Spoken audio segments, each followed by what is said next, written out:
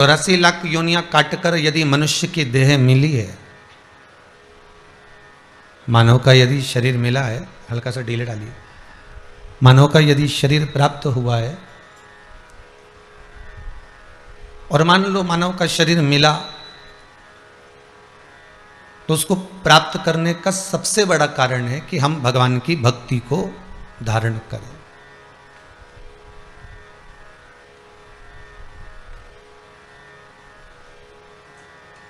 साबुन का रेपर, साबुन पर जो कागज लिपटा होता है वो कभी मेल साफ नहीं करता, करता है क्या? नहीं।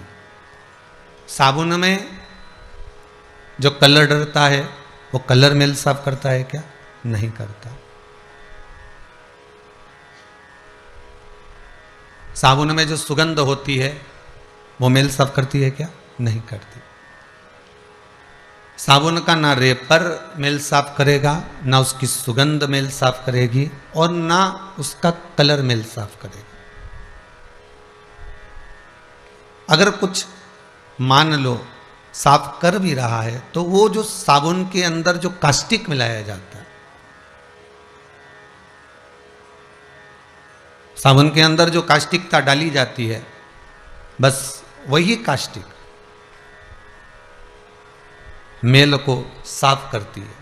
उसी तरह यदि हम मनुष्य की देह धारण करें हैं, मानव का शरीर मिला हुआ है और हम विचार करें कि हम खूब जोरदार वस्त्र पहन लें तो इससे परमात्मा मिल जाएगा, तो ये नहीं हो सकता।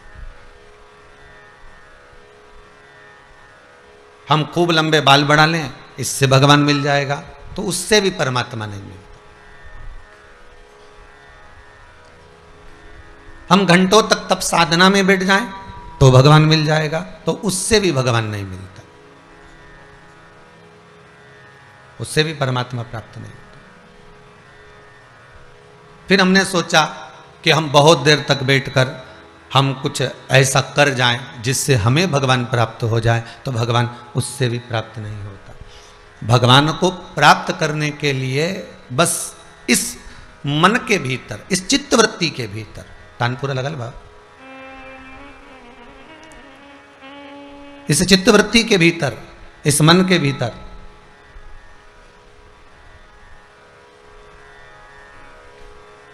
हमें केवल एक निर्मल मन से, निर्मल चित्त से, निर्मल भक्ति से हमें भगवान को पुकारना। और जिस समय हम निर्मल मन से, निर्मल चित्त से, निर्मल भक्ति से उस परमात्मा को पुकारते हैं, हम भगवान को अगर बुलाते हैं, तो परमात्मा हमारे सम्मुख में खड़ा मिलता है।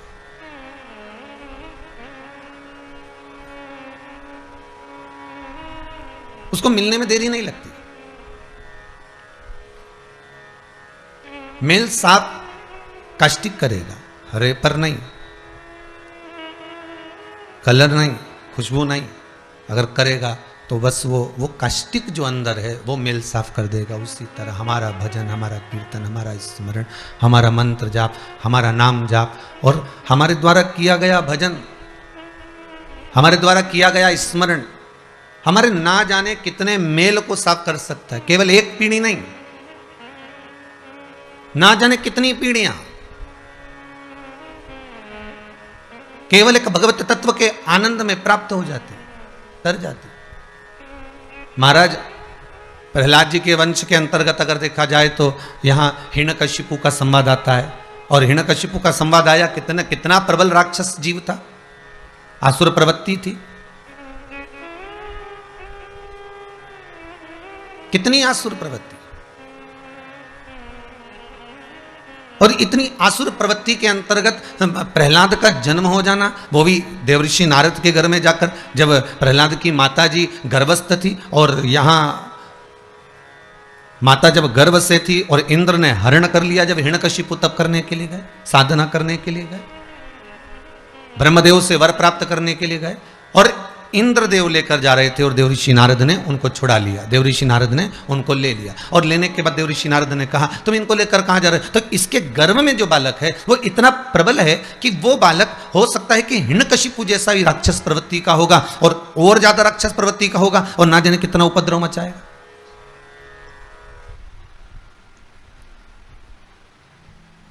फिर ना जाने वो कितना उपद्रव कर दे। इसलिए इसको गर्भ में ही शांत कर दिया जाए, इसको गर्भ में ही मिटा दिया जाए।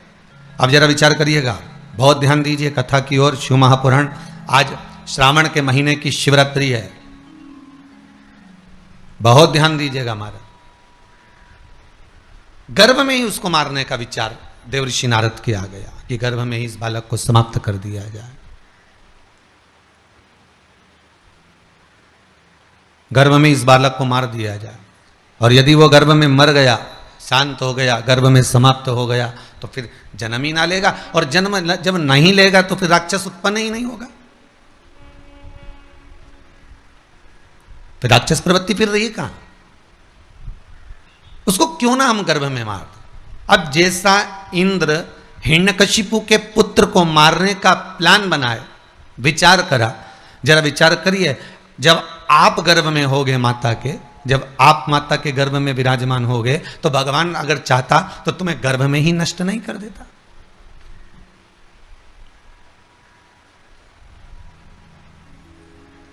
भगवान अगर चाहता तो गर्भ में नष्ट नहीं कर देता, पर उस परमात्मा ने गर्भ में नष्ट इसलिए नहीं करा क्योंकि प्रहलाद को भी इंद्र गर्भ में नष्ट कर रहे थे।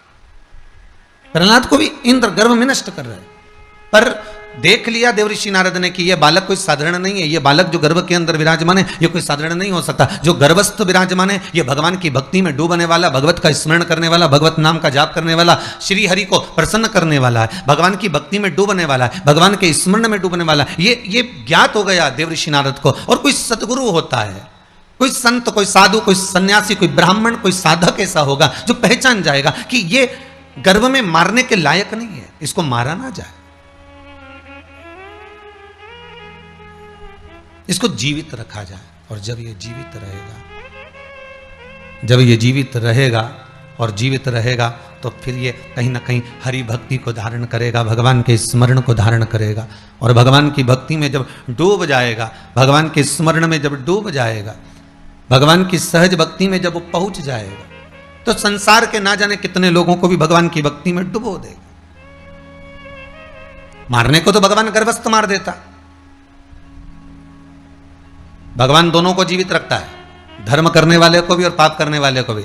अगर भगवान चाहते तो इस रावण को गर्भ में नहीं मार देते। अरे बोलो तो, जितने लोग आस्था चैनल पर कथा सुन रहे हो, जितने फेसबुक यूट्यूब पर कथा सुन रहे हो, अगर भगवान पापी को मारना होता तो जन्म ही क्यों देता?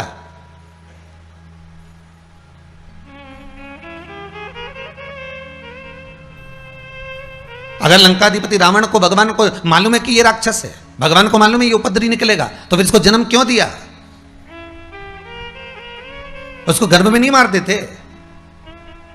भगवान को मालूम था कि यह कंस है और उपद्रव मचाएगा और ना जाने पूरी मथुरा ब्रजमंडल को हाहाकार मचा देगा, तो भगवान क्या इस कंस को नहीं मार देते गर्भ में? पर भगवान ने उसको जन्म दिया। हिरण्यकशिपु जब पैदा हुए तो क्या भगवान को नहीं मालूम था कि यह पैदा होगा तो उपद्रव करेगा? पर भगवान ने उसको भी जीवित करा। हिरण्याक्ष का भी मालूम था। संसार में भगवान अगर देवतुल्यों को, भगवत भजन करने वालों को, स्मरण करने वालों को, पुण्य करने वालों को, धर्मात्माओं को अगर मेरा भगवान जन्म देता है तो उसके साथ में पाप करने वालों को भी भगवान जन्म देता है। कारण क्या होता है कि भगवान ये विचार करता है कि पुण्य वाले के साथ में भजन में अगर लगोगे, परमात्मा की भक्ति को धारण करोगे, तो एक ना एक दिन वो परमात्मा का मिलन करवा देगा। एक छोटा सा प्रसंग है, ध्यान दीजिएगा। एक गोबर के कीड़े को भंवरे से मित्रता हो गई।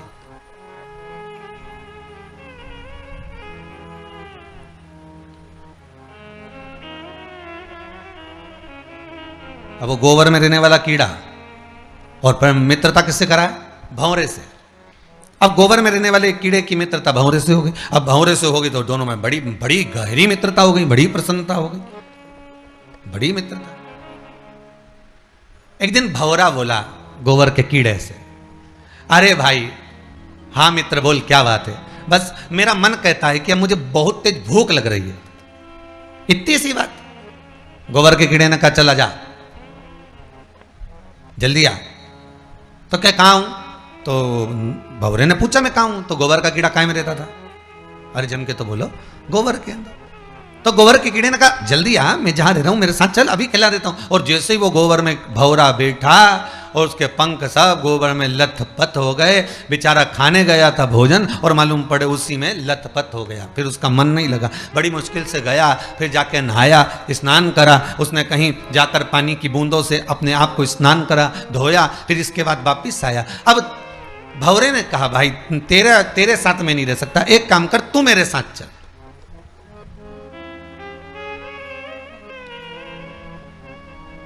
तू मेरे साथ चल। कहाँ चलूं मैं? तो चल तो सही मेरे साथ, मैं तेरे को अच्छा अच्छा खाना खिलाता हूं, अच्छा अच्छा भोजन कराता हूं। और भंवरा ले गया उस गोबर के कीड़े को बिठाकर एक फूल के अंदर ले जाकर उसको बिठाया और बिठाकर कहा, अब इसका पराग का जो रस है, इस पुष्प का जो रस तत्व है, इस पुष्प का जो आनंद है, वो तू ग्रहण कर।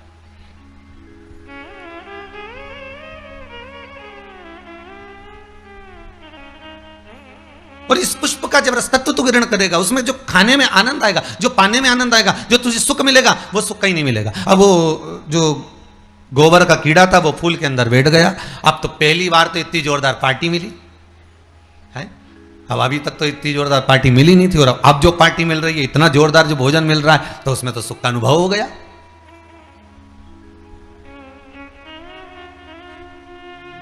गोबर का कीड़ा इतना डूब गया भोजन में, इतना डूब गया कि धीरे धीरे धीरे धीरे वो पुष्प बंद हो गया और कीड़ा उसी में रह गया।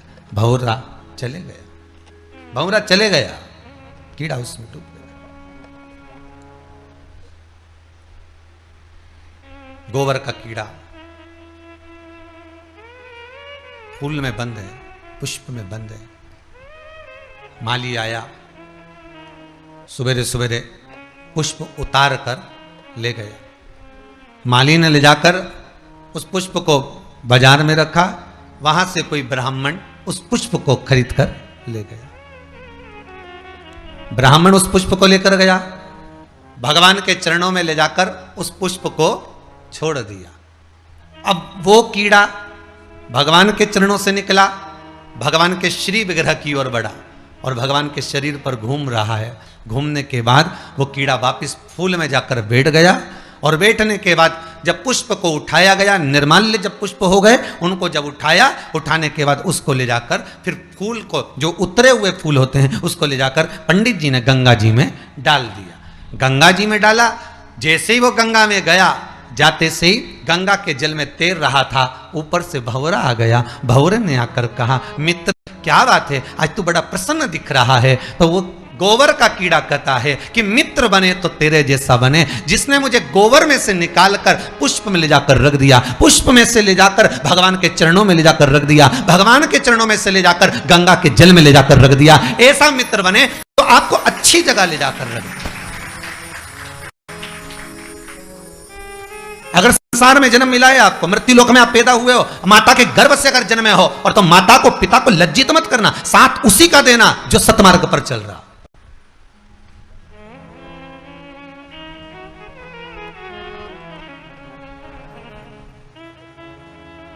नेक पथ पर चलकर, कहीं धर्म, कहीं शास्त्र, कहीं वेद पुराण पर कहीं उंगली ना उठाए, वो पहचान में आ जाता है कि ये कहां का कीड़ा। उसको उठाया और उठाकर ले जाकर रख दिया गंगा के जल में।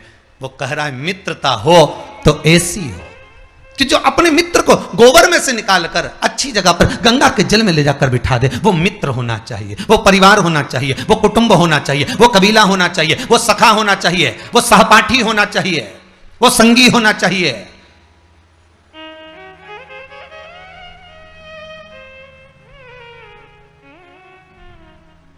गोबर में से निकालकर जो आपको भगवान के चरणारविंद तक ले जाकर छोड़ दे, गोबर में से निकालकर जो परमात्मा की चौखट तक ले जाकर छोड़ दे, गोबर में से निकालकर जो गंगा के दरवाजे पर ले जाकर छोड़ दे। दो तरह के मित्र होते हैं। एक मित्र हमेशा कहता रहता है, चल रहे महाकाल चलते हैं, चल रहे ओंकारेश्वर चलते हैं, चल रहे भीमा शंकर चलते हैं, चल रहे पताल महादेव चलते हैं, चल कुबेरेश्वर महादेव चलते हैं, चल चमत्कालेश्वर महादेव चलते, चल मनकामेश्वर चलते हैं। वो बार बार तुमसे कह रहा है, अरे सावन का महीना चल रहा है, चल मंदिर चलते, महाकाल चलते हैं, ओंकारेश्वर चलते हैं, नर्मदा नहाएंगे, महाकाल का दर्शन करेंगे, छिपरा नहाकर बड़ा आनंद पाएंगे, गढ़कालिका का दर्शन करेंगे, भैरू का दर्शन करेंगे, सुंदरमा हरसिद्धि का दर्शन करेंगे। एक मित्र कह रहा है चल वहां चल, बार बार कह रहा है। और दूसरा मित्र कह रहा है, अरे चल तो सरी, उज्जैन चलेंगे, तुम्हारा जोरदार खूब भांग घुटती है तो भांग पीकर आ जाएंगे। अब एक जा रहा है काय के लिए, चमके बोलिए जरा, दर्शन के लिए। दूसरा उसी उज्जैन में जा रहा है, उसी महंकल की नगरी में जा रहा है, पर उसके विचार अलग हैं, उसकी सोच अलग है, उसकी बुद्धि, उसका विवेक अलग है।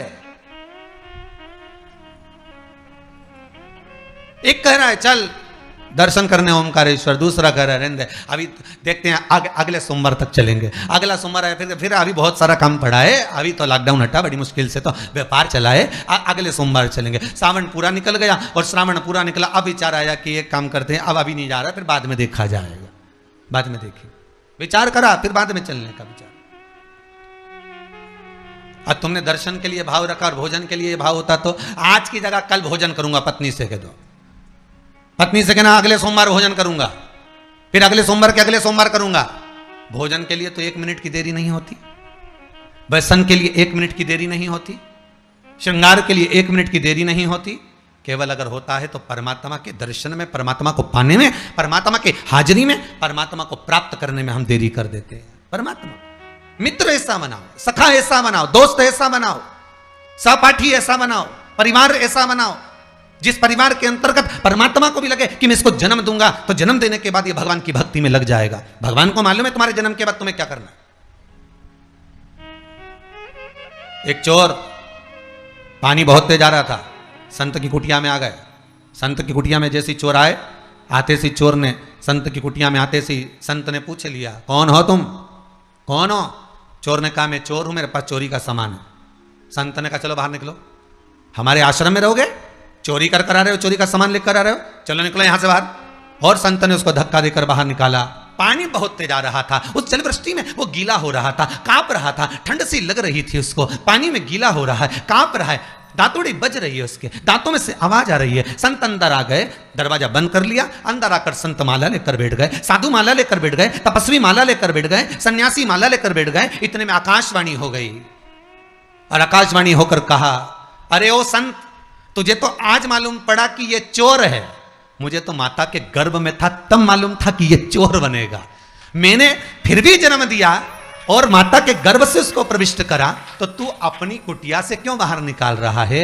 मुझे तो पहले से मालूम है, माता के गर्भ से बच्चे की जब नाल कटती है, बच्चा जब जन्म लेता है, माता के गर्भ से जब बालक जन्म लेता है, बालिका जब जन्म लेती है, माता के गर्भ से जब बच्चा जन्म लेता है, नाल कटते से उसका भाग्य लिख दिया जाता है कि ये क्या बनेगा, क्या करेगा, मृत्यु लोक में जाकर कितना इसको भजन करना है, कितना दान करना है, कितना पुण्य करना है, कितना सत्कर्म करना है, कितना नाम जाप करना है, कितना मंत्र जाप करना है, कितनी निंदा करना है, कितनी चुगली करना है, कितनी बुराई करना है, उसके लेख पर लिख दिया जाता है कि इसको इस समय पर इतनी बुराई करना ही पड़ेगी, इसको इस समय पर इतना भजन करना ही पड़ेगा। और जब उसके भाग्य में लिख दिया गया, उसके भाग्य में जब लिखा गया, तो फिर उसको वो करना ही है, चाहे तुम कितना ही 7 ताले में बंद कर दो तो भी वो करे, तो भी करे।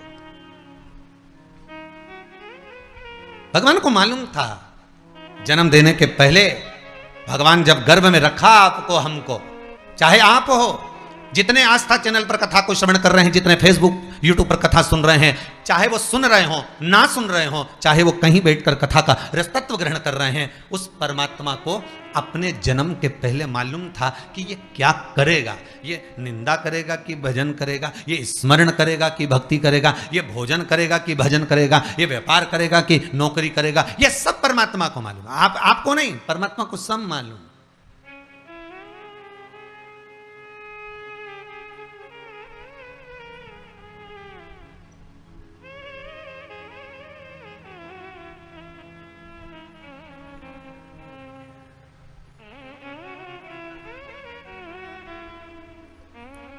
यशोदा जी की गोद में भगवान कृष्ण को जब देखा गया, यशोदा जी की गोद में जब लाला को देखा गया, महाकाल राजा ने, मेरे भगवान भूत अधिपति भूतेश्वर मेरे शिव ने कहा कि इसके मस्तक पर काल मंडरा रहा है, इसके मस्तक पर काल मंडरा रहा है, ये कह दिया।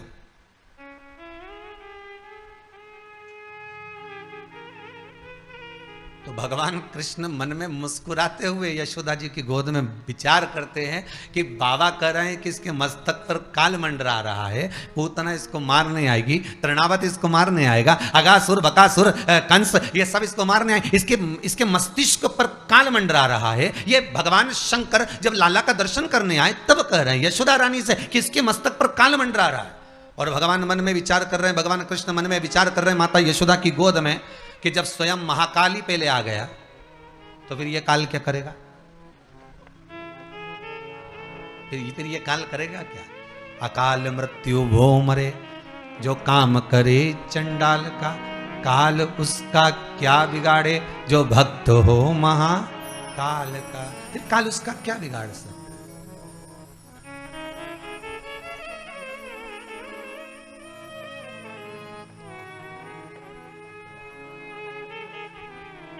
तो बिगाड़े तो बिगाड़े क्या,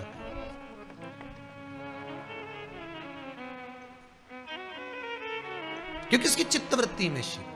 भगवान को मालूम है आप कितना भजन करेंगे, भगवान को मालूम है आप कितना स्मरण करेंगे, भगवान को मालूम है आप कितना मंत्र जाप जपेंगे, भगवान को मालूम है आप कितना नाम जाप जपेंगे, भगवान को मालूम है आप कितना कीर्तन करेंगे, भगवान को मालूम है आप कितना स्मरण करेंगे। भगवान को एक एक चीज का स्मरण है कि आपकी भक्ति कैसे होगी, आपका स्मरण कैसे होगा, आपका मंत्र जाप कैसे होगा, आपका नाम जाप कैसे होगा, आप कितना कीर्तन करेंगे, कितना मंत्र जाप करेंगे, कितना नाम जाप में डूबेंगे। ये परमात्मा को, ये शिव को मालूम है।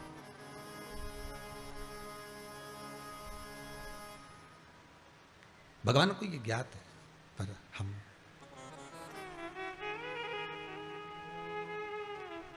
कितना सुंदर गीता जी में कहा है भगवान ने, कितना सुंदर भगवान गीता जी के भीतर कह रहे हैं, कितना सुंदर वर्णन कर रहे हैं कि आप कर्म करिए, फल की इच्छा न रखिए।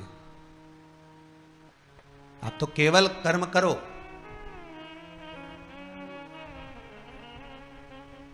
और जितना कर सकते हो करे जाओ।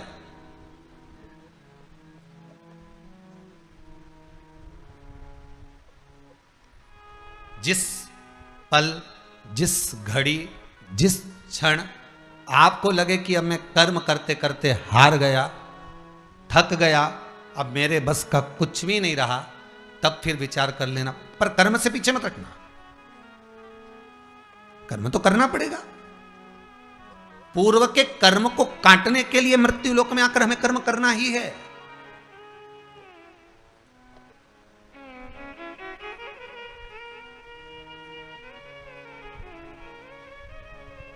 दुख आपको आपका परिवार कभी नहीं देता भाई। ना आपकी माता आपको दुख देगी, ना आपके पिता आपको दुख देंगे, ना आपका भाई आपको दुख देगा, ना आपकी धर्म पत्नी आपको दुख देगी, ना पति दुख देगा, ना बच्चे दुख देंगे, ना कुटुंब दुख देगा, ना बहू दुख देगी, ना पोता पोती दुख देंगे। आप में से कितने लोग हैं जो टीवी पर कथा सुन रहे हैं और उनका परिवार उनको दुख दे रहा है? कितने लोग हैं ऐसे? कभी विचार करना एकांत में बैठकर कि आपको ना आपकी पत्नी दुख दे रही है, ना आपको आपका पति दुख दे रहा है, ना आप अपने पति को तलाक दे रहे हो, ना आप अपनी पत्नी को तलाक दे रहे हो, ना आपका बेटा आपको दुख दे रहा है, ना आपकी बहू आपको दुख दे रही है, ना आपका कुटुंब के लोग, परिवार के लोग, भाई आपको दुख दे रहा है। ये कहीं नहीं हो सकता। भाई भी आपको दुख नहीं दे रहा, ना आपके परिवार वाले, ना नातेदार, ना रिश्तेदार, ना मित्र, ना सखा, ना दोस्त, कोई आपको दुख नहीं देता। ये शिव महापुराण की कथा कहती है। हमको लगता है कि हमारे परिवार वाले दुख दे रहे हैं, हमको लगता है हमारी बहू हमें दुख दे रही है, हमें लगता है हमारी सास हमें दुख दे रही है, हमें लगता है हमारा पति हमको दुख दे रहा है, हमें लगता है हमारे कुटुंब वाले हमको दुख दे रहे हैं। पर शिव महापुराण के विद्येश्वर संहिता कहती है ये कोई आपको दुख नहीं देते। दुख आपका पूर्व का कर्म आपको देता है। ये जितने भी मिले हैं ना आपको, रिश्तेदार, नातेदार, कुटुंब, भाई, बंधु, सखा, पत्नी, पति, पोता, पोती, ये जितने लुटेरे मिले हैं, ये जितने अपशब्द कहने वाले मिले हैं, ये जितना ताने देने वाले मिले हैं, ये जितना गाली देने वाले मिले हैं, ये जितना उंगली उठाने वाले मिले हैं, ये कोई दूसरे नहीं, तुम्हारे पूर्व कर्म के कोई ना कोई पुराने ही होंगे जो तुम्हारे साथ जुड़कर तुम्हारे टांग खींचने के लिए सामने खड़े हुए हैं। ये कोई तुम्हारे होंगे।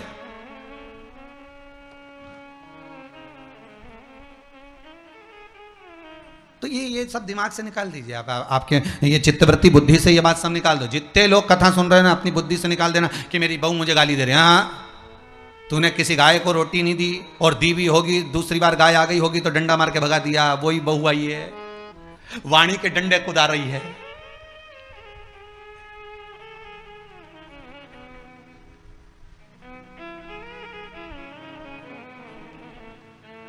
कोई बेटा अगर नहीं सेवा कर रहा, कोई बेटा नहीं पूछ रहा, समझ लेना पूर्व में हमारे बुजुर्ग कोई दादाजी होगा, कोई दादी जी होगी, कोई ससुर जी होगा, कोई जेठ जी होगा, हो सकता है किसी की हमने सेवा नहीं करी हो और वही बेटा बनकर आया, आज हमारी सेवा नहीं कर रहा। मत बुरे कर्म कर बंदे वरना पछताएगा, भगवान की आंखों से तू बच नहीं पाएगा, तू बच नहीं पाएगा। अरे ओ अज्ञानी मत करना दानी, बचना नहीं है। बहुत ये हमें लगता है गुरुजी मेरी बहू बहुत परेशान करे, गुरुजी मेरी सास बहुत परेशान करे, मेरा भाई मेरी प्रॉपर्टी खा गया, मेरा भाई ये लेकर चले गया, मेरे ससुराल वाले ऐसे, मेरे रिश्तेदार ऐसे, मेरे कुटुंबी ऐसे, मेरे कबीले वाले ऐसे, मेरे ये ऐसे। तो हमको लगता है कि ये अपने ऐसे।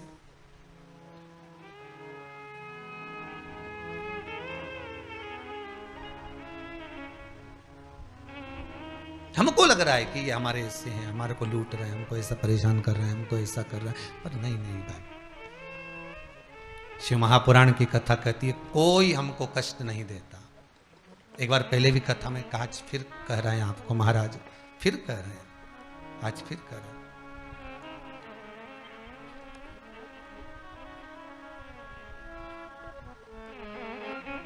आपको फिर निवेदन कर रहे हैं, बीमार हुए देवास में, बीमार हुए भोपाल में, बीमार हुए सीहोर में, बीमार हुए कहीं, डॉक्टर को दिखाने जा रहे हैं इंदौर, डॉक्टर को दिखाने जा रहे हैं भोपाल, डॉक्टर को दिखाने जा रहे हैं देवास, मुंबई, पुणे, जहाँ तहाँ हम डॉक्टर को दिखाने के लिए जा रहे हैं। वहाँ हॉस्पिटल में हमने सुई लगवाई, इंजेक्शन लगवाया, वहीं से कहीं कुछ चीरा फाड़ी कर दी, ऑपरेशन कर दिया। जरा विचार करना, कभी एकांत में बैठ कर कि रहते यहाँ थे, दवाई लेने पहुँचे वहाँ, इंजेक्शन वहाँ लगवाया, बताओ ऑपरेशन वहाँ करवाया। तो इतने सारे हॉस्पिटल, कहीं ना किसी ने कहा सूरत भी जा सकते हो, किसी ने कहा अहमदाबाद चले जाओ, किसी ने कहा वहाँ चले जाओ, कोई कहा पुणे चले जाओ, कोई कहा मुंबई चले जाओ, कोई कहा इंदौर चले जाओ, कोई कहा भोपाल चले जाओ। पर रहने वाला कहाँ का और जाकर ऑपरेशन करवा रहा है कहाँ पर? विचार करिएगा। रहने वाला कहाँ का और इंजेक्शन लगवा रहा है कहाँ जाकर? जरा विचार करिएगा।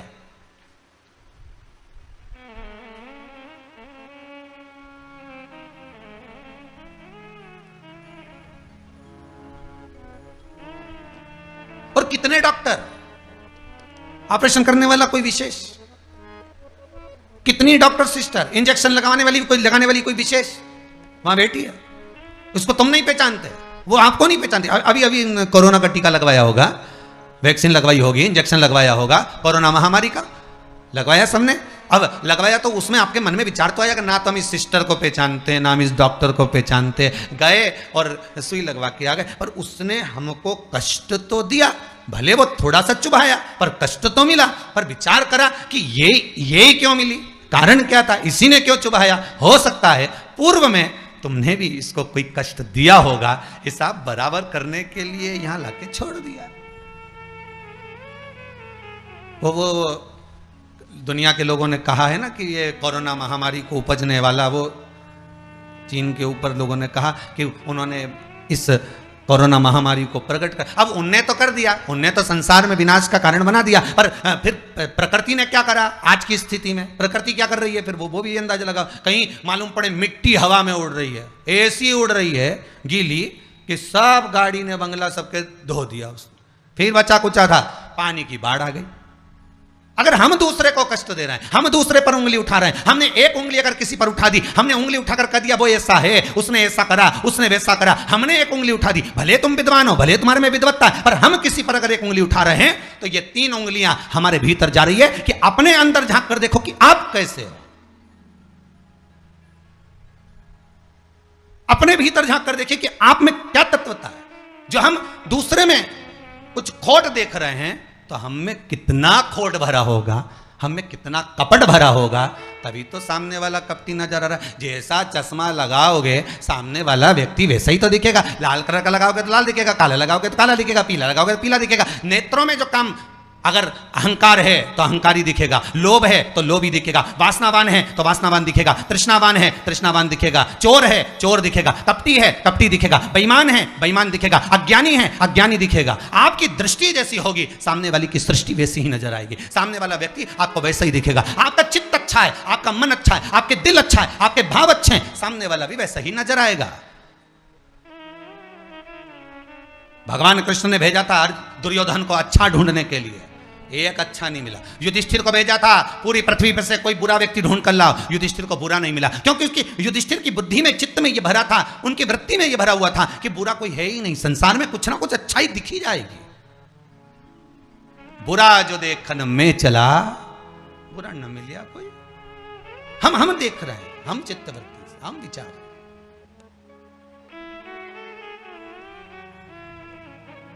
कौन ना बहू बुरी है, फिर निवेदन करूंगा, ना सास बुरी है, ना बेटा बुरा, ना बहू बुरी, ना ही ये पूरा संसार बुरा, सब अच्छे हैं। फिर बुरा क्या? अपना कर्म जो हम कर कर आए हैं उस कर्म का भोग संसार में आकर भोगना पड़ेगा।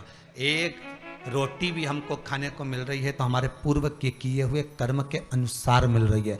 दुख भी अगर हमको मिल रहा है तो हमारे पूर्व के कर्म के अनुसार मिल रहा है। सुख भी मिल रहा है तो हमारे पूर्व के कर्म के अनुसार मिल रहा है। हम जैसा कर्म करें उसके अनुसार हमें फल मिल रहा है।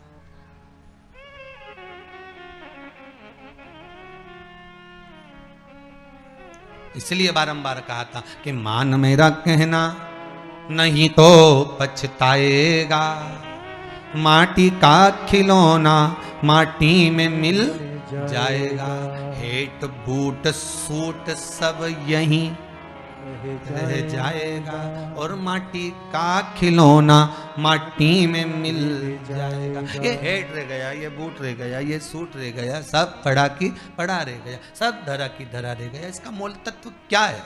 इसकी महत्वता क्या है?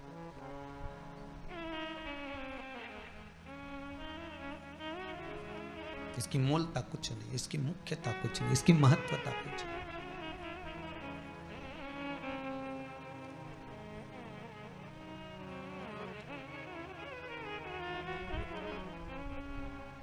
किले भोले का नाम, भगवान शिव का मंत्र, नाम स्मरण जप कीर्तन सुख दे, और वो सुख कोई साधारण नहीं हो सकता। वो सुख का आनंद, वो सुख का भाव बढ़ता चले जाता है, आनंद बढ़ता चले जाता है।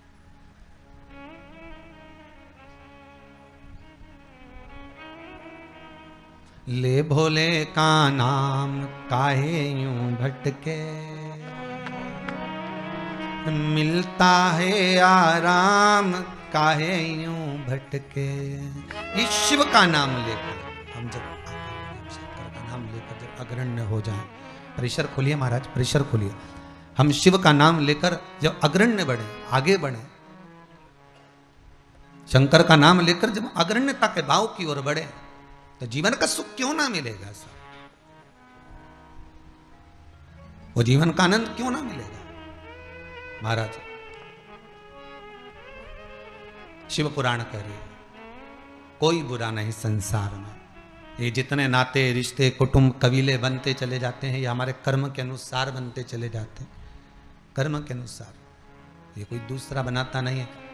जैसा पूर्व में कर कर आए हो वैसा आपके सामने आपका व्यवहार सामने वाले का प्राप्त होगा, वैसा व्यवहार प्राप्त होगा।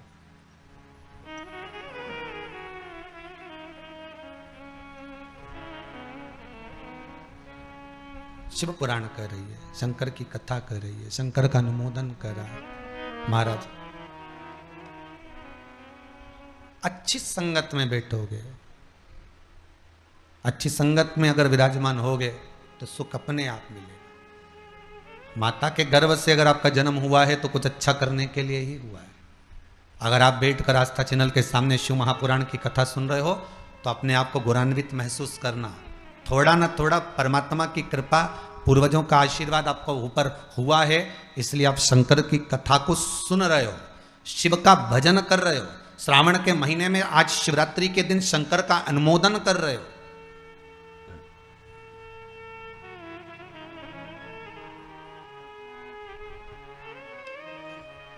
घर में 4 बहुएं होती हैं, 5 बहू होती है, 6 बहू होती है।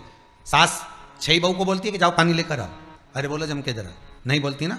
सास किसी एक का नाम लेगी, ए बेटा, ए लाली, एक बहू का नाम लेगी और उसको पुकारेगी और पुकार कर कहेगी जरा मेरे लिए 1 गिलास पानी ला दे बेटा। बहू जाएगी, पानी ला कर देगी। अब सास ने वो 3 को क्यों नहीं बुलाया रे?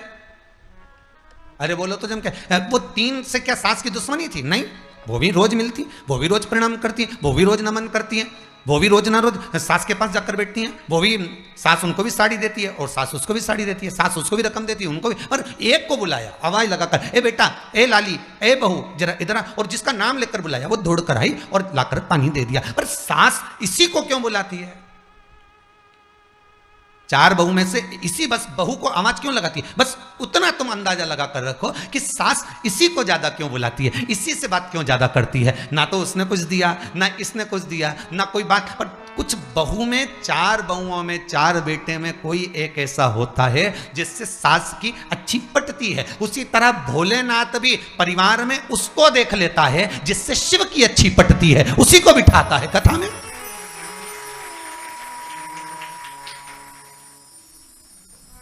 उसी को तो कथा में बिठाएगा शंकर, उसी को तो आस्था चैनल के सामने कथा श्रवण कराएगा। ऑनलाइन कथा सुनवा रहा है, मंदिर लेकर जा रहा है, देवालय लेकर जा रहा है, पूजन करवा रहा है, अर्चना करवा रहा है, नाम जाप करवा रहा है, नाम कीर्तन करवा रहा है। क्यों? किसी एक को शंकर ने पकड़ लिया तुम्हारे परिवार में से, बहू को, बेटी को, माता को, पिता को। कई बार पुरुष लोग भी शिव पुराण की भक्ति में डूबे रहते हैं, मोबाइल में देखते हैं, कहीं दुकान पर जाकर देखते हैं। कई माताएं ऐसी होती हैं जिनका मन नहीं लगता कथा में, वो जाकर सो जाती हैं। और कई बहुएं ऐसी होती हैं, माताएं ऐसी होती हैं कि वो भक्ति में लगी रहती है, पुरुष नहीं लग पाता। और किसी एक को भगवान शंकर ने पकड़ कर रखा है कि ये मेरा जीव है, ये मेरा अपना है, और ये मेरा अपना है, इसलिए मेरी भक्ति में ये लगेगा तो ना जाने कितनी पीढ़ी को एक बार में तार देगा। भगवान जन्म ऐसा देता है कि ये भक्ति में लगे और 71 पीढ़ी को तार दे, 7 पीढ़ियों को तार दे। भगवान शिव भी वही करता है, अपनी भक्ति में उसको डुबो कर रखता है जो भक्ति में कई पीढ़ियों को पार लगा सके। प्रहलाद गर्भ में, प्रहलाद के कितने भाई थे? सब प्रहलाद जैसे निकले क्या? नहीं, पर भगवान ने कहा इसको जीवित रखो क्योंकि ये भक्ति करेगा, ये भजन करेगा, ये स्मरण करेगा, ये मंत्र जाप करेगा, ये नाम जाप करेगा, और भगवान की भक्ति में डूबेगा तो ये भगवान को प्रकट भी कर लेगा। उसी तरह आप भी भगवान की भक्ति में डूबे हुए हो। आपके जन्म का कारण केवल एक है। आज तक संसार वालों को ये नहीं मालूम कि हम पैदा ही क्यों हुए। केवल बुराई करने के लिए, केवल निंदा करने के लिए, केवल चुगली करने के लिए, केवल कपट करने के लिए, कभी केवल बेईमानी करने के लिए, केवल धन कमाने के लिए, केवल भोग भोगने के लिए। हमारे पैदा होने का कारण क्या है? पैदा होने का केवल एक कारण है कि संसार में अगर जन्म लिया है तो भगवान का भजन करना है। मृत्यु लोक में अगर आए हो तो नाम जाप करना।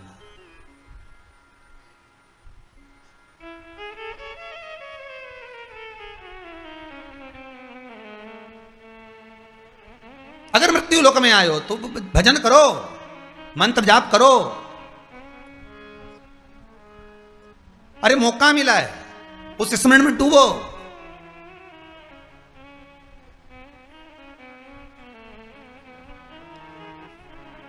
और कितनी भगवान कृपा करेगा, जरा विचार करिए। कितनी कृपा और परमात्मा करेगा कि महाशिवरात्रि जैसी शिवरात्रि श्रावण के महीने में, हर महीने शिवरात्रि आती है। आपको पहले भी कहा, ऐसा कोई महीना नहीं जाता जिसमें शिवरात्रि नहीं आती हो। इस शिव महापुराण में, गीता प्रेस गोरखपुर की अगर शिव पुराण तुम्हारे पास में हो तो उसको पढ़ना। उसमें शिवरात्रि का महत्व दिया गया है, शिवरात्रि का उद्यापन दिया गया है। शिवरात्रि हर महीने आती है, प्रत्येक महीने में, हर महीने शिवरात्रि आती है। पर कुछ शिवरात्रि का महत्व स्कंद पुराण में भी कहा गया है। जैसे अधिक मास में पड़ने वाली शिवरात्रि, श्रावण मास में पड़ने वाली शिवरात्रि, इनकी महत्वता कही गई। पर इस महत्वता को लोग जान नहीं पाए, आज तक प्रकट नहीं कर पाए। शिव महापुराण की कथा चली और उसमें आपको, नहीं तो आप लोग भी इतनी बार अभिषेक करा, इतनी बार पूजन करी, इतनी बार अर्चना करी, तुम्हारे ध्यान में आया क्या कभी कि सावन में शिवरात्रि आई और इतनी महत्वता रखती है, इतनी महत्वता रखती है कि उस शिवरात्रि का महत्व आनंद देने वाला होता है, कार्य की सिद्धि देने वाला होता है। और शंकर की कथा में जब हमने श्रवण करना प्रारंभ करा, शिव की कथा में जब हमने ज्ञात करना प्रारंभ करा, तब समझ में आया कि सावन के महीने में भी जो शिवरात्रि होती है वो जीवन का आनंद प्रदान कर देती है। वो साधारण नहीं हो सकती, उसका रस तत्व बड़ा होता है।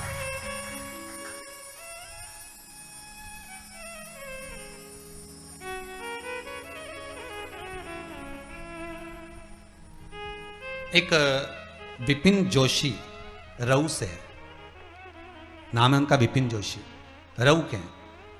उस बच्चे ने एक मैसेज करा है, किसी के यहां सर्विस करता है वो, तो उस बच्चे ने मैसेज करा है कि मेरी बहन की शादी है देवउठनी एकादशी के बाद, मेरी बहन की शादी है और मेरे पिताजी नहीं है, मैं और मेरी माँ और मेरी बहन है। मेरी माँ दूसरे के यहाँ खाना बनाने जाती है, कभी हम लोग टिफिन भी दे देते हैं, पर अभी लॉकडाउन में ना टिफिन चल रहे हैं ना भोजन चल रहा है। बड़ी दुखी थे हम, बहन की शादी सिर पर है, पैसे की व्यवस्था नहीं, किराए के मकान में हम रहते हैं। मैंने उस बालक को, हमने आशीष जी से कहा है कि उसको कहना कि तुम्हारा फोटो भी जरूर डालना, तुम्हारी क्लिपिंग भी जरूर डालना। वो लिख कर भेजा है कि ये शिवरात्रि जो सावन के महीने में आई है, मेरी माँ ने मुझसे कहा कि तू एक काम कर, मिट्टी के पैकेट बना ले, सफ़ेद मिट्टी, पीली मिट्टी, लाल मिट्टी, काली मिट्टी, और थोड़ा थोड़ा कमल गट्टा, थोड़ी काली मिर्ची रखकर उसका पैकेट बना ले। मैं धन्यवाद लिखकर भेजता हूँ कि मेरी बहन की शादी की व्यवस्था शंकर ने आज ही कर दी है। ये फिर प्रभु की कृपा है। मैं इंतजार कर रहा हूं कि कैसे व्यवस्था होगी, शिव करने वाला है। मेरी मां का इस शिव महापुराण के प्रति जो विश्वास है वो जागृत हो गया। आज पूरे विश्व में, पूरे भारत की भूमि ही नहीं, देश ही नहीं, विदेश में भी आज की शिवरात्रि की धूम मची हुई है। हर साल सावन आया, पहले भी कितने सावन निकल गए, पर मालूम शिवपुराण शिवरात्रि आए सावन के महीने में आती भी तो निकल जाती, किसको मालूम, कौन बताए, किसको अज्ञात। और आज शिवरात्रि आई, पूरे विश्व में ऐसा लग रहा है कि जैसे दिवाली आ गई। पूजन की तैयारी ने लोग मिट्टी खरीदे, ने सामान खरीदे, ने गुलाब का फूल। अखबारों में आ गया कि 2 दिन में गुलाब के फूल की कीमत 4 गुनी हो गई।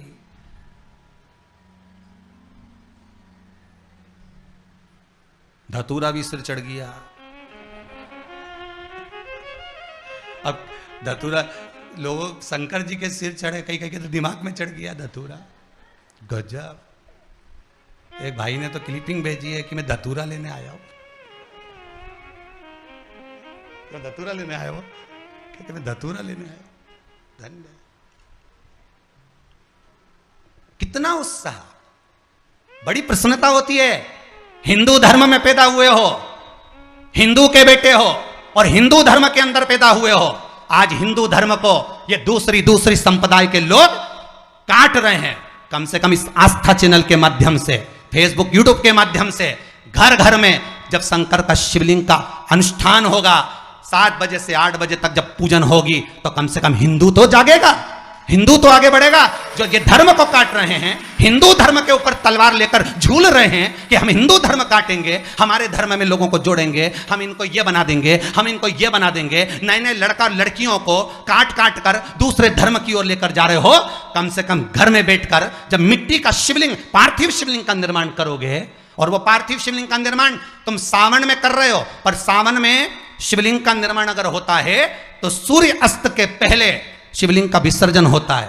पर याद रखना, आप शिवलिंग बना रहे हो रात्रि को, अनुष्ठान कर रहे हो रात्रि को, विसर्जन कर रहे हो रात्रि को, तो कोई तुमसे पूछे तो कह देना क्योंकि शिवरात्रि है। 12 महीने की शिवरात्रि को रात के समय शंकर का पार्थिव शिवलिंग बन जाता है। यह शिव महापुराण में शिव चरित्र के अंतर्गत लिखा है। रात्रि के समय पर शंकर भगवान का केवल शिवरात्रि के दिन, 12 महीने की शिवरात्रि को आप रात को कभी भी शिवलिंग बनाओ, पूजन करो, अर्चना करो, 4 बार करो, भगवान की आराधना करो और फिर उसका विसर्जन करो। यह शिव महापुराण में लिखा। और वो कोई दूसरी शिव पुराण नहीं, गीता प्रेस गोरखपुर की उठा लेना, पढ़ लेना, उसमें वर्णन मिलेगा। काली मिर्ची चढ़ती है, शिव पुराण में लिखा है, उठाइए पढ़िए। गेहूं के दाने चढ़ते हैं, शिव महापुराण में लिखा है, उठाइए पढ़िए। स्मरण करो उसका। एक एक चीज जो शंकर को चढ़ रही है, वो क्यों चढ़ रही है, किस लिए चढ़ रही है, उसका अनुमोदन शंकर की कर। हिंदू धर्म में पैदा हुए हो तो अपने धर्म को कटने मत देना, दूसरे धर्म में ये बच्चे और बच्चियों को जाने मत देना। इनको रोकने का एक ही तरीका है, भले सामने बैठ के रोको चाहे ऑनलाइन रोको, पर इस धर्म को बचाना होगा, तब जाकर धर्म रक्षति, धर्म की रक्षा होगी। नहीं तो ये धर्म कब नष्ट हो जाए कोई भरोसा नहीं। और आज भी कई लोग लगे हैं कि कैसे भी बचे ये कि क्यों हो रहा है अभी से, किस लिए हो रहा है, क्या करेंगे इसको कर कर, ऐसा कहीं होए कहीं। तो घर में शिव को बनाना, उसकी आराधना करना। पार्वती मैया तो कहाँ जंगल में गुफा में बैठकर अकेली सखियों के साथ बैठकर पूजन कर रही है, रात भर करी हरतालिका तीज के दिन, रात भर। और यहां शिव महापुराण की कथा कहती है कि जब शिवरात्रि आए, हर महीने की शिवरात्रि पर तुम रोज शंकर जी का शिवलिंग नहीं बना सकते, तो कम से कम शिवरात्रि पर पति जब दुकान से आ जाए, रात्रि को आ जाए, तब तो बैठकर आराधना कर सकते हो। शिवरात्रि के दिन ही बना लो पार्थिव शिवलिंग का निर्माण करो, पूजन करो, अर्चना करो, विसर्जन करो। पर हिंदू धर्म को बंटने मत देना। इस हिंदू धर्म के बेटा बेटी आज गलत जगह पर जा रहे हैं, दूसरे धर्म की ओर तुरंत चले जाते हैं। आज उनको हाथ जोड़ने में शर्म आती है, तुरंत हाथ को इधर उधर करना प्रारंभ कर देते हैं। हिंदू धर्म के मंदिर में प्रवेश करते हैं तो सिर पे पल्लू नहीं रखते, दूसरे धर्म में जाते हैं तो पूरा सीधी बांध लेते हैं। ये हिंदू धर्म के बेटा बेटी जब गलत जगह पर जा रहे हैं तो देरी नहीं करना हमको। ऐसे कई शिवरात्रि पर ऑनलाइन पूजन हो सकती है, एक शिवरात्रि क्या अन्य भी शिवरात्रि पर हो सकती है, पर हिंदू धर्म को डूबने नहीं दूंगा, ये विश्वास रखिएगा। धर्म नहीं कटने दूंगा, आज बेटा बेटी को भटकने नहीं दूंगा, ये विश्वास रखिएगा। जाने नहीं दूंगा, चाहे कोई कुछ कहे, आनंद ले, भक्ति करे, भजन करे, स्मरण करे, पर डूबने ना दूंगा।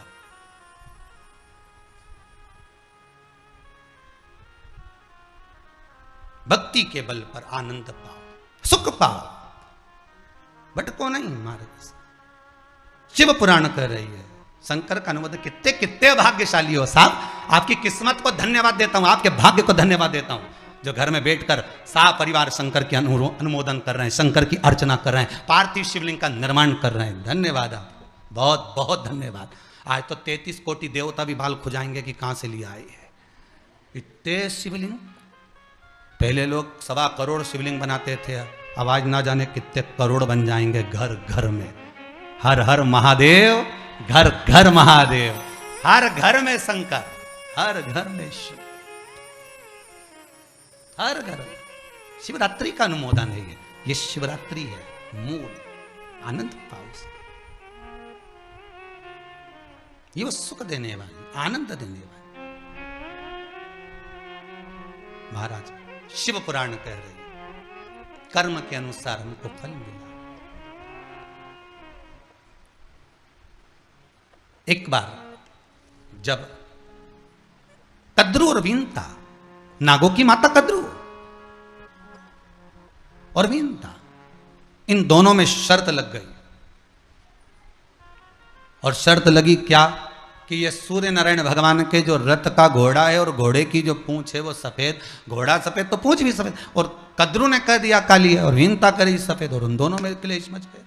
दोनों आ गया महाराज, सर्पों ने जाकर लपेट भी लिया। कितना सुंदर संवाद है महाराज जी, बहुत ध्यान दीजिएगा। कद्रू के पुत्रों ने जाकर घोड़े की पूंछ को लपेट लिया, पूंछ काली हो गई, भिन्ता को दिख गई, भिन्ता दासी हो गई कद्रू। भिन्ता कद्रू की दासी। एक बार कद्रू के 1000 पुत्र थे। सांप कितने हुए थे? 1000। और वीनता के 2 पुत्र थे, गरुण वरुण, 2। वीनता के 2 पुत्र। और ये कच्छा बाबा की जो 2 धर्म पत्नियां, ये बड़ी विचित्र भगवत स्मरण का फल तत्व जानने वाली थी, कोई साधारण नहीं थी महाराज। और दोनों से जो पुत्र हुए वो कोई साधारण नहीं है। एक भगवान विष्णु की सेवा में लगे हैं, इसके भी पुत्र, कद्रू के भी। एक शिव के गले में पड़े, कद्रू के भी पुत्र। और इधर वीनता के पुत्र गरुण और वरुण, ये भी दोनों भगवान की सेवा में लगे। गरुण भी भगवान की सेवा में, वरुण भी भगवान की सेवा में। दोनों के पुत्र कोई साधारण होंगे? शिव भक्ति है, भगवान का स्मरण है। पर शिव महापुराण की कथा एक बहुत सुंदर बात कहती है, ध्यान दीजिएगा इस संवाद पर, शिव महापुराण के इस चरित्र पर। कद्रू की कथा और वीनता की कथा पर अगर आप ध्यान देंगे तो कद्रू के गर्भ में जब बच्चे थे तब कद्रू के मन में वीनता के प्रति कपट था।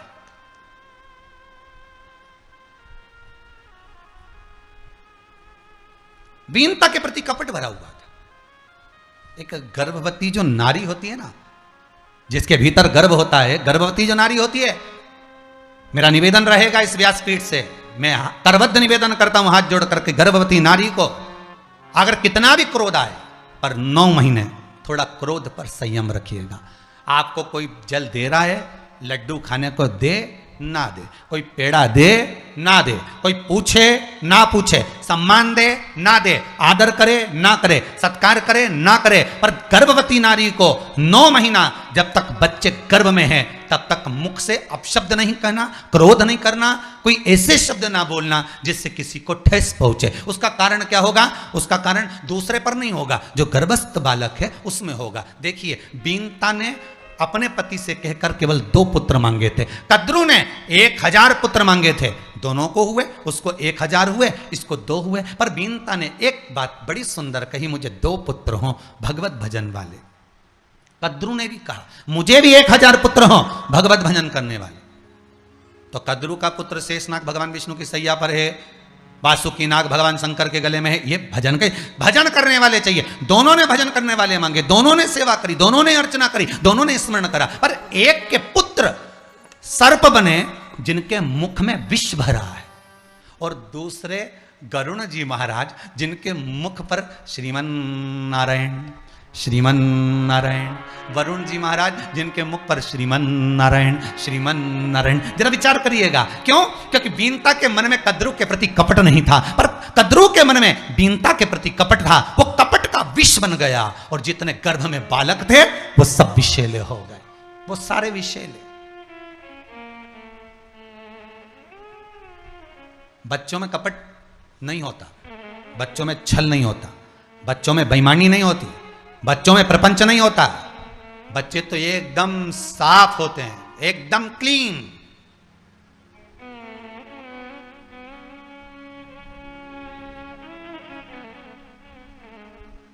बच्चे एकदम साफ हैं, एकदम क्लीन। उनके मन में पाप नहीं है, उनके मन में कपट नहीं है।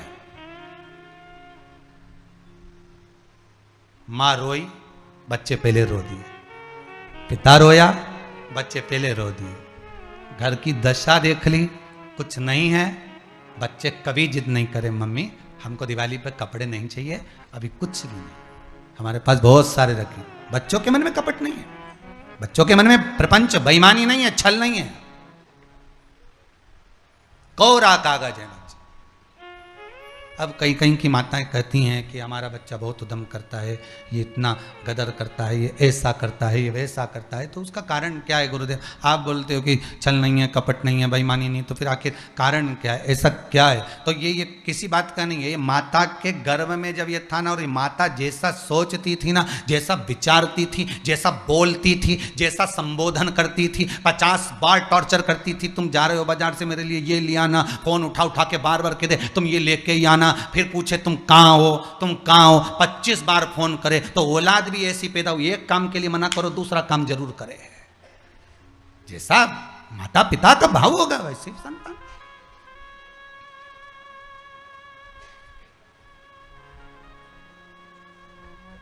भाव वो होना चाहिए। गर्भस्थ नारी का भाव क्या होना चाहिए? गर्भ में अगर बच्चा है, गर्भस्थ संतान है, भगवान के प्रति भाव होना चाहिए, भगवान से निवेदन होना चाहिए कि मैं तो बन जाती रे दासी, वो काशी डमरू वाले की, मैं तो बन जाती दासी, काशी डमरू वाले की, मैं तो बन जाती रे दासी, काशी डमरू वाले की, मैं तो बन जाती रे दासी। सब गाइए प्रेम से। काशी डमरू वाले की, वो काशी रहने वाले की, काशी रहने वाले की, ओ त्रिशूल डमरू वाले की, त्रिशूल डमरू वाले की, मैं तो बन जाती रे दासी, काशी डमरू वाले की, मैं तो बन जाती रे दासी, काशी डमरू वाले। दोनों हाथों से ताली सेवा देते हैं।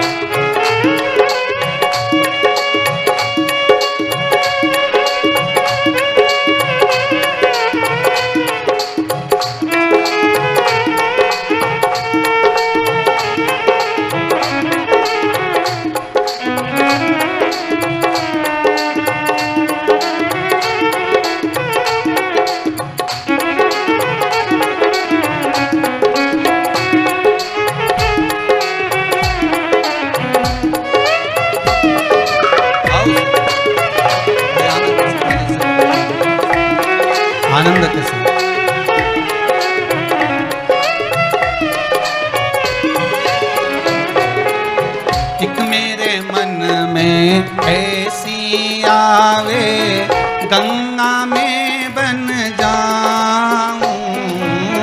एक मेरे मन में ऐसी आवे गंगा में बन जाऊं।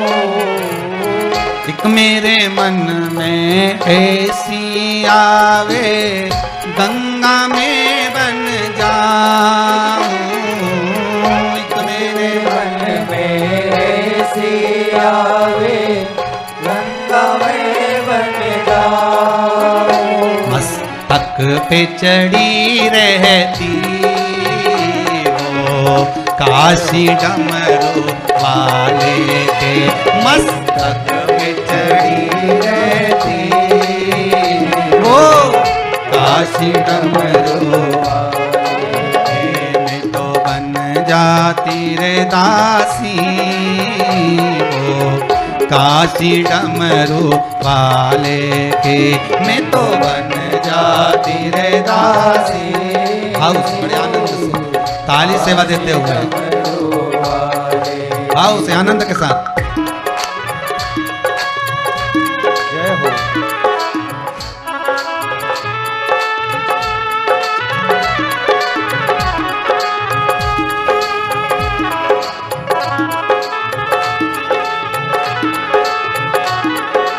प्रेशर बहुत नीचे से, प्रेशर मशीन में से।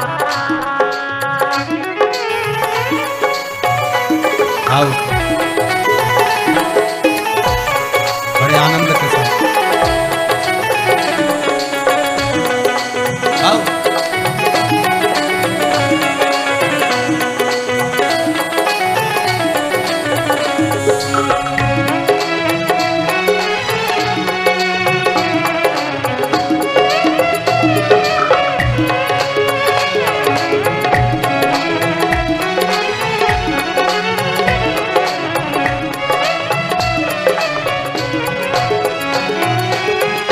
मेरे मन में ऐसी आवे डमरू में बन जाऊं।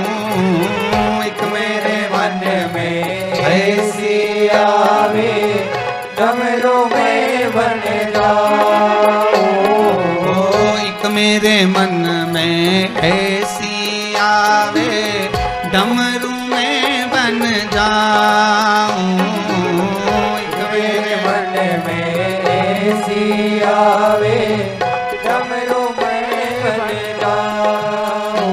हाथों में थमी रहती वो काशी डमरू वाले के। हाथों में थमी रहती वो काशी डमरू वाले के। मैं तो बन जाती रे दासी वो काशी डमरू वाले की। मैं तो बन जाती रे काशी डमरू वाले की। वो काशी डमरू वाले की वो त्रिशूल डमरू वाले की। काशी डमरू वाले की वो त्रिशूल डमरू वाले की। काशी डमरू वाले की वो त्रिशूल डमरू वाले की। काशी डमरू वाले की वो त्रिशूल डमरू वाले की। मैं तो बन जाती रे दासी वो काशी डमरू वाले की। मैं तो बन जाती रे दासी काशी डमरू वाले। जय हो। अरे भोरे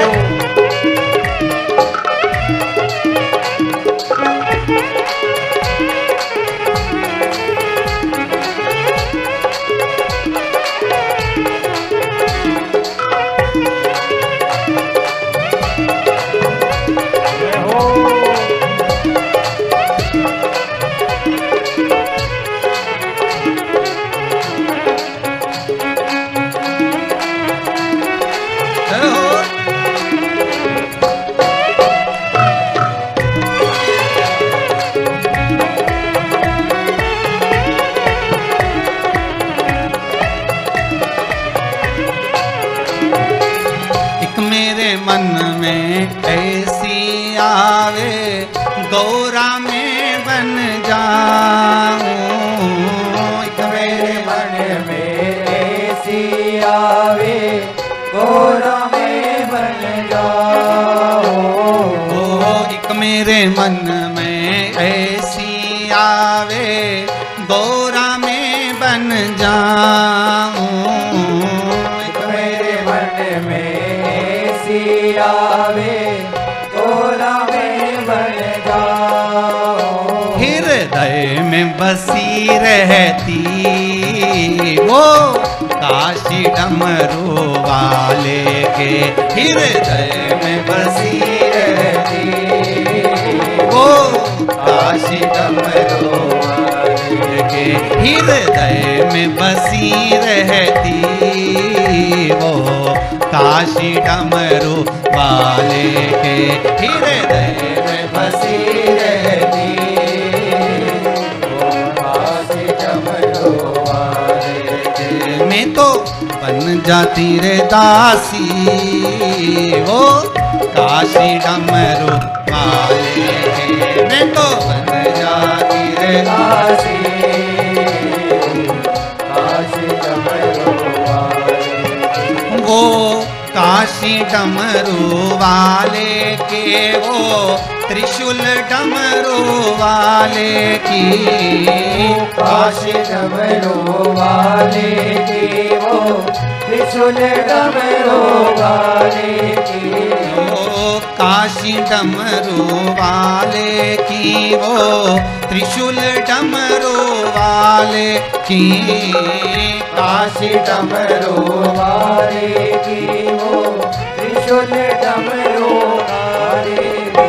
मैं तो बन जाती रे दासी वो काशी डमरू वाले की, मैं तो बन जाती रे दासी काशी डमरू वाले की। मैं तो बन जाती रे दासी वो काशी डमरू वाले की, मैं तो बन जाती रे दासी काशी डमरू वाले की। डमरू वाले तुम्हारी जय होवे, डमरू वाले तुम्हारी जय होवे। काशी वाले तुम्हारी जय होवे, काशी वाले तुम्हारी जय होवे। महाकाल तुम्हारी जय होवे, महाकाल तुम्हारी जय होवे। महाकाल तुम्हारी जय होवे, महाकाल तुम्हारी जय होवे। भोलेनाथ तुम्हारी जय होवे, भोलेनाथ तुम्हारी जय होवे। भोलेनाथ तुम्हारी जय होवे, भोलेनाथ तुम्हारी जय होवे। सोमनाथ तुम्हारी जय होवे, सोमनाथ तुम्हारी जय होवे। भीमानाथ तुम्हारी जय होवे, भीमानाथ तुम्हारी जय होवे। केदारनाथ तुम्हारी जय होवे, केदारनाथ तुम्हारी जय होवे। केदारनाथ तुम्हारी जय होवे, केदारनाथ तुम्हारी जय होवे। भोलानाथ तुम्हारी जय होवे, भोलानाथ तुम्हारी जय होवे। विश्वनाथ तुम्हारी जय होवे, विश्वनाथ तुम्हारी जय होवे। जय होवे तेरी जय होवे तेरी। जय होवे। भगवान शिव की भक्ति मूल कर रही। कद्रू के गर्भ में बच्चे, बीनता के गर्भ में भी बच्चे, दोनों में अंतर है, दोनों में अंतर। कद्रू के गर्भ में जो बच्चे हैं, तो कद्रू किसी, बीनता के गर्भ में जो बच्चे हैं, बीनता किसी के लिए अपशब्द नहीं कर रही, ना बीनता गलत सोच रही है। अच्छा सोचोगे अच्छा मिलेगा, गलत सोचोगे गलत मिलेगा। किसी के लिए अगर गलत बोल रहे हो ना, तो पहले एक बार उससे जाकर जरूर मिलना कि व्यक्ति कैसा है। किसी नारी पर, किसी स्त्री पर, किसी कन्या पर अगर आप कोई बात कह रहे हो तो पहले उससे जाकर मिलो, क्या वो ऐसा, उसको पहचानो। तो दृष्टि नहीं हमको, हम सृष्टि देखने चल दी।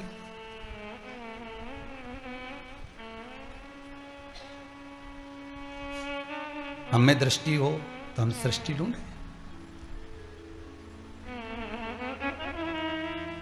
फिर वही वाली बात आ गई, हमने आंगन नहीं बुआरा कैसे